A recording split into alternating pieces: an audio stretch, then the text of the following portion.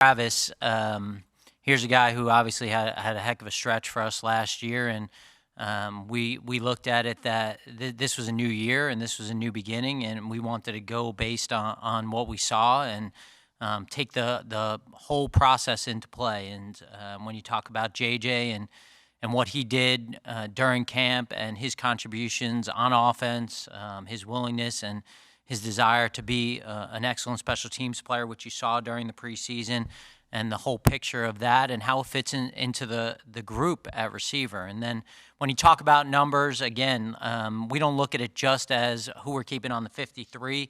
We look at it as who we're keeping on the 70. And so we try to figure out to the best that we can. Obviously, a lot's going to happen in the next 24 hours about how that puzzle comes about. And we've always been like this here. And one of the things we talked about a lot when we were interviewing Coach and really throughout this whole process being together is how we want this to look. And that's why you see we're so heavy on the offensive line and defensive line. It's a priority for us. And when you do that, you're going to have to make sacrifices at some other spots.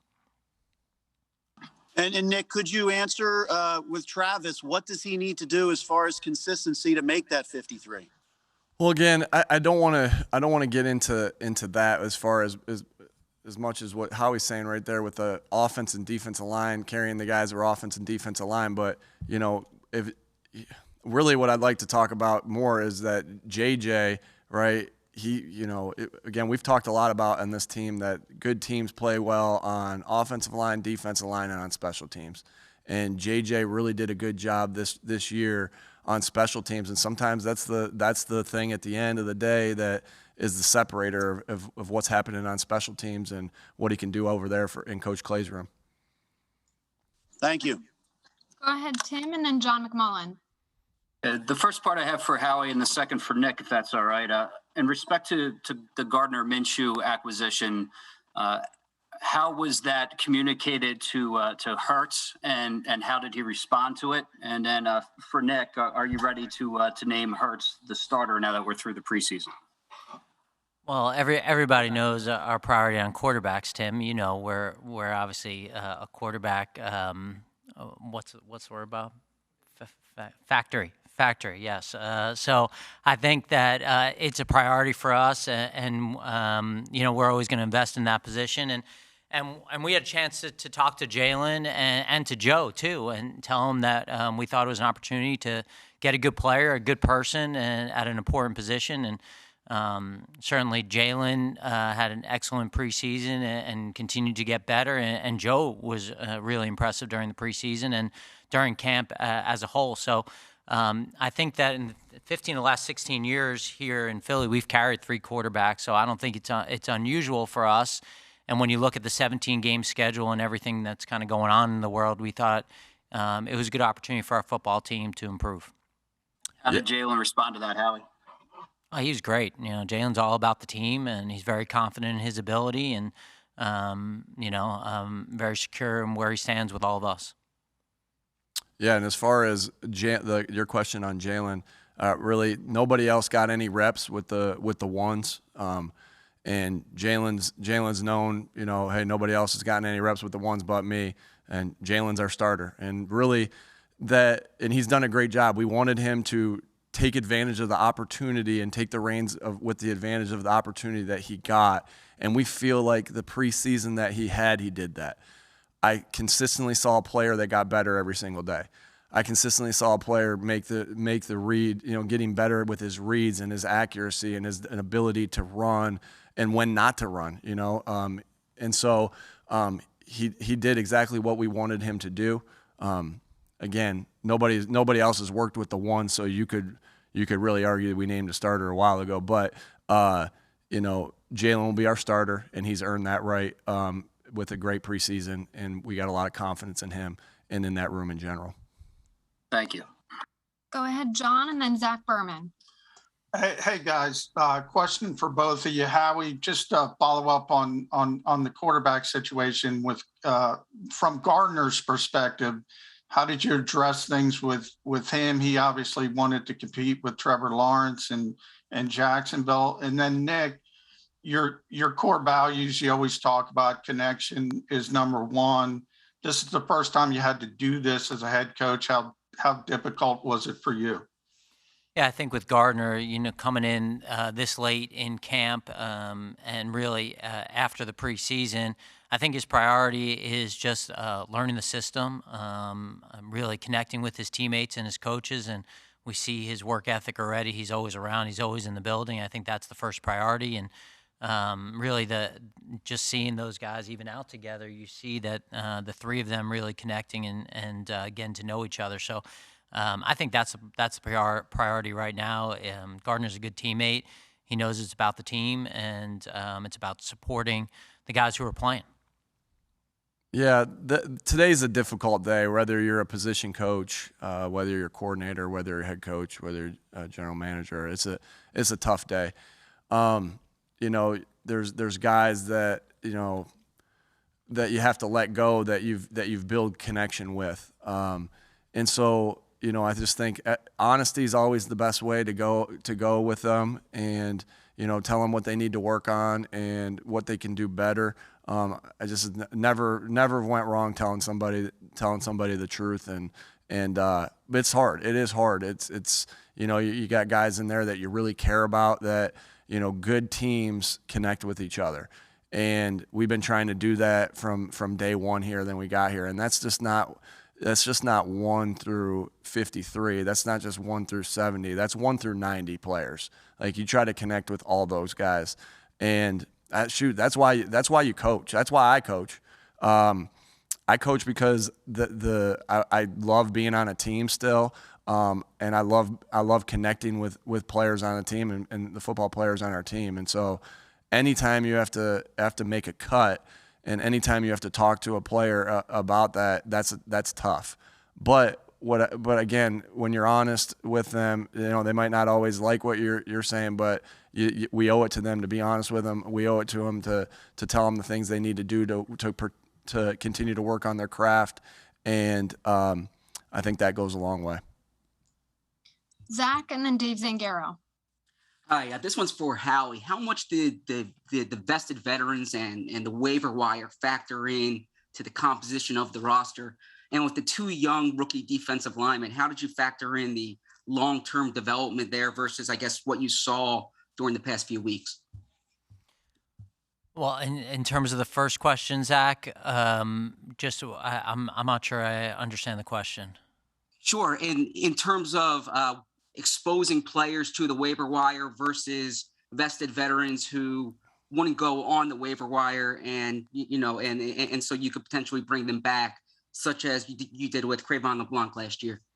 Yeah, I think that, we're always trying to balance the short and long term for this franchise. I think that's the hardest part of the job, is you want to give the coaches as much possible support as possible to win on Sundays. But I think our coaching staff and coach do a great job of understanding kind of the big picture here too, and understanding what we're trying to do, and trying to get back to competing for championships and really being in the playoffs every year. So, some of the decisions that you're going to make right now, you sacrifice some things for the short term, for the long term. And I think that rolls right into the defensive lineman. And when you talk about the defensive lineman, these are 2 guys that we drafted and that we feel really good about. Are they exactly where they need to be today?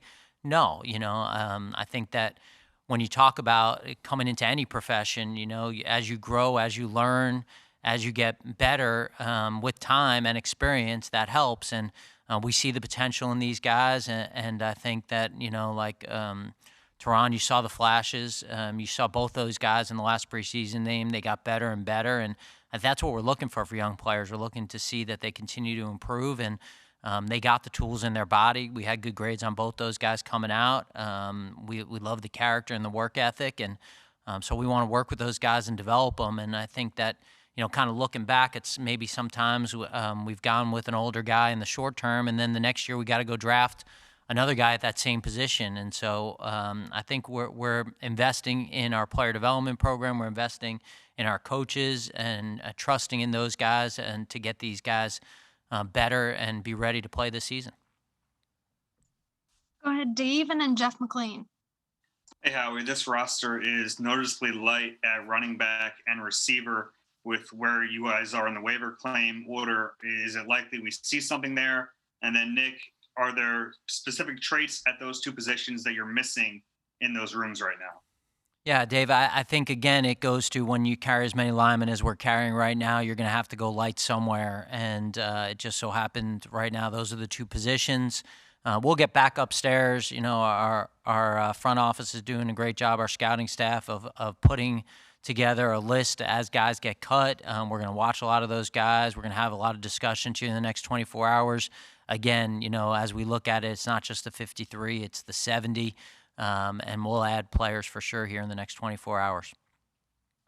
Nick, if I could follow up, about those two positions, are there things you think you're missing with them? Right. You know what? Like everything we do is really by committee. Again, I know you guys have asked me a couple times about like a slot or an X or a Z, and I'm speaking obviously right now as a receiver group. So we do things by committee, and I feel really comfortable and really confident in the guys that we have on this roster right now to be able to run the offense that we want to run. And we have guys to be able to do that, whether it's, you know, option routes, whether that's force blocks, you know, whether that's speed routes. Like I feel we're well-rounded at that position and at the running back position. But just like Howie just said, the roster's not done, right? The 53, you also got the 70, and that's fluid. And we're still looking to add to that. But the guys that are here, I'm very confident in that we can do the things that we want to do. And we adapt to what they do well as well. And we got a really good feel about what they do well at this particular point. And we feel good that, you know, we got a well-balanced roster at those two positions. Jeff and then Martin Frank. Question, Howie, what was your level of interest in acquiring Deshaun Watson? Yeah, I think we're very confident and comfortable with the quarterbacks that we have on our roster. You know, any player that is on another team is property of that team. And we're going forward with who we got here. You know, we'll see what happens here in the next 24 hours with the rest of our roster. But when we talk about that quarterback room, we think we got a good blend of youth, of experience, you know, of talented guys. And we're excited to start this season and to see, you know, the players that we have on this football team. If I could ask a quick one to Nick. Nick, where does Gardner land on the depth chart? Yeah, he's the third right now. He's the third right now, and you know, look forward to working with him. I've gotten to see him play, you know, in person 2 times a year for the past 4 years, or past 2 years, pardon me. So that's 4 times, and he's, you know, the first game up there last year we opened up the season at Jacksonville. And he was 19 of 20 against our defense, and really played a good game. So I've watched him play some good games. So, you know, he's the third, but I'm really excited to work with him. And I think Joe Flacco had a phenomenal camp. Like, you saw what he did. You know, you saw what he did in that. The world saw what he did in that third preseason game, but it was what he did at practice every day that has us excited for him to be the backup. You know, he played great in that with that 155 quarterback rating, but like what he did in the Jets practices against the Jets was awesome. And then obviously Jalen, you know, being our starter, I'm really excited to work with him because I think he's got special playmaking abilities in him. That's a shout out to Eagles fans all over the world right there, Coach. You know, the world saw what Joe Flacco did. I love it. We do have Eagles fans all over the world. Go ahead, Martin, and then Mike K. Hey, this question, I guess either one of you guys can answer this. The other day, you guys activated Rodney McLeod and Landon Dickerson, you know, off their various injury lists. What does that say about, you know, their readiness to start the season, and how much do you see them contributing this season? I think the first thing it says is that obviously when you keep them on PUP, they're going to miss the first 6 games. So we feel very confident that that's not going to be their situation. And after that, we'll listen to our doctors, we'll listen to our trainers, we'll listen to the players, and we'll take it day by day, and we'll keep you guys informed with their progress. If I can follow up really quickly, as far as Landon is concerned, I mean, you know, how much do you see, you know, a guy like that contributing this year? I mean, you know, what do you see his potential as, I guess? Well, I think, you know, you go back to last season, obviously we had a lot of opportunities for our offensive linemen to play. You know, we're hoping that our 5 starting offensive linemen play every snap. So in that case, he wouldn't play at all. But certainly injuries happen in this game, and when he's cleared and ready to play, obviously we have a lot of confidence in Landon Dickerson. Go ahead, Mike, and then Rob Motti. Hey, Howie and Nick. Obviously, you guys made it through the preseason without injuries to starters, but there were some depth injuries. Well, you're out of the preseason. You don't have to know. But anyway. Touche. Yeah. Don't I still have to knock? Isn't that what don't you want to knock because you don't want to do anything that puts you in a bad spot? Like you don't want to talk about something, so you knock on wood. I guess that's fair. All right. So anyway, you guys made it through the preseason without starter injuries, but you did have some depth that was banged up. Obviously, with the COVID rules and allowing you to put guys on IR and then move them short term off of there, obviously that's a benefit to you. But with the cut down list and having to keep players on the active roster in order to do that, how difficult did it make shaping the roster kind of with this initial cut? Yeah, and for any of those guys that you keep now, it's not like you could swap them out right now for the cut. You carry them through tomorrow till the 4 o'clock cut. So, you just got to make decisions based on the value of those guys and the value to your football team. And we spent a lot of time talking about that and the guys that we were going to keep and hold, knowing that they were going to go on IR but come back at some point. So, we'll obviously in the next 24 hours, we'll have some roster moves to make there with some of those guys as well.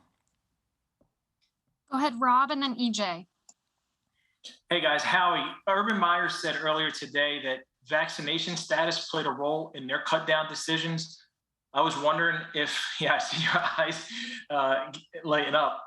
Did it play a role for you guys at all? And as you go into the season, protocols are different when you want to bring somebody in off another team or off the street as far as vaccination, how long they have to wait. How will you handle that? Will that be a determining factor when you want to bring in guys? So it's a 2-part question. Yeah, we cut the roster based on the 53 best guys, that we thought could help our football team. And obviously just, we talked a little bit about trying to balance the short-term and long-term for our football team. But that's how we made our decisions. And then going forward, when we look at guys, we're going to look at them based on their ability, how they fit our system.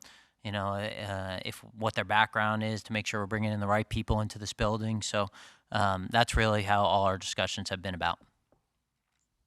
Go ahead, EJ, and then Bo. This one's for either of you guys. You all but one of your draft picks made the 53. I wanted to ask you for a general evaluation of the rookie class. And also with Patrick Johnson, what kind of odds did he face at the start of training camp? And what did he show you that, led to him making the 53? Yeah, I mean, with the draft class, I really confident in the abilities of the guys. I felt like everybody that we drafted, I was super excited about. Howie was super excited about. We were genuinely excited about these guys. Why? Because they had talent. But the other thing that these guys had, in my opinion, and all these guys, they were high character people that loved football and that were tough. And when you have talent, right? Talent's the most important thing. But if you're high character and if you love ball and you're tough, you're going to reach your ceiling, and you're going to reach your ceiling quicker as long as us as coaches are doing our jobs of developing them.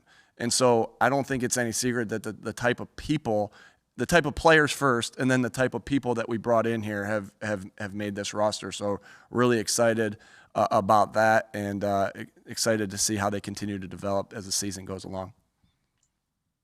All right, we have time for 2 more, so we'll go to Bo and then Les. Nick, you said about Jalen that he's taken all the reps with the starters, and so it's sort of obvious that he is the starter. Is it the same at left tackle with Jordan Mailata? He's taken all the reps recently. Is he your starting left tackle? And then with Howie, how would you evaluate how Mailata and Dillard have come along this summer? Yeah, Jordan will be our starter, and that's not that. Jordan had a great camp. Andre had a great camp. Andre missed some time, and during that time, the chemistry with the one offensive line was able to build. It's a good problem for us to have. Like we have 2 left tackles that can really play and can start, and in my opinion, all over across the NFL. So, Jordan did a good job winning that position, but then again, I just don't want to. I don't want to short Andre here at all. Like he played when he was in, he played really well, and he played a phenomenal last preseason game, and I thought that was the case also in the Jets practices as well. So again, we're not. You don't just say, hey, here's one game, here's a splash game, and we're just doing everything based off of that. Like the whole body of work's at play, and I'm just sure glad that we got both those guys on this roster. I mean, I think he answered the question pretty well there. Anything that you want me to add, Bo? Is he muted? That was fine. Thank you. Last one here with Les. Hey, Nick. This is for you. You didn't get to see anybody in a team setting in the spring. So was there anyone when you got through camp and the preseason games, anyone who really wasn't on your radar very much when camp started, who made himself known to you as things went along that you were surprised by, I guess? Yeah, and I don't want to. I mean, there's always, and I got no. I mean, Tyree Jackson, right? I know where he's at right now, but he played quarterback last year, for goodness sakes. So like that's an easy one for me to answer because like he played quarterback and he came out here and he's really was showing how good of a tight end he can be.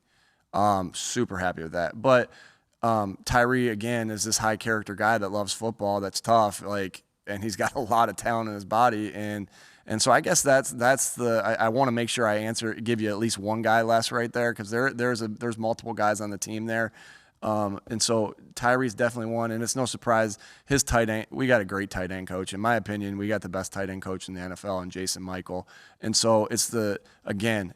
You have the qualities that, Howie brings in the qualities of these guys like Tyree, and he's got this ability. He's got football high character. He's got toughness, and he loves ball. And then you combine that with good coaching like we have in Jason, and that's where you're getting, a guy that we hope to help us in the future here.